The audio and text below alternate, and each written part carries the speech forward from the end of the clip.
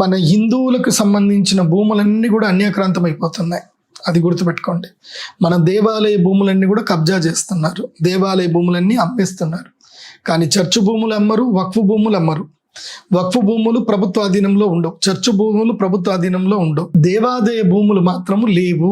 దేవాదాయ భూములన్నీ ప్రభుత్వ ఆధీనంలోకి వెళ్ళిపోయి అవి అన్యాక్రాంతమైపోయి వాటిని వేలం వేసేసి అమ్మేయడం జరిగింది.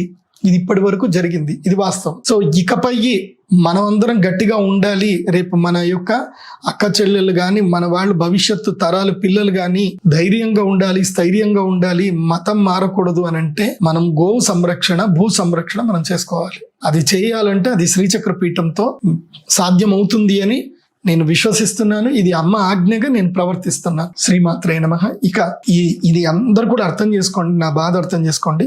ఇది నా వ్యక్తిగతం కాదు, ఇది ప్యూర్గా నేను ట్రస్ట్ ద్వారానే చేస్తున్నాను. దీంట్లో నా వ్యక్తిగత అభిలాషలు ఏమీ లేవు. గోవు కాపాడబడాలి, భూమి కాపాడబడాలి, ధర్మం కాపాడబడాలి. ఇదే నా యొక్క అంతిమ లక్ష్యం.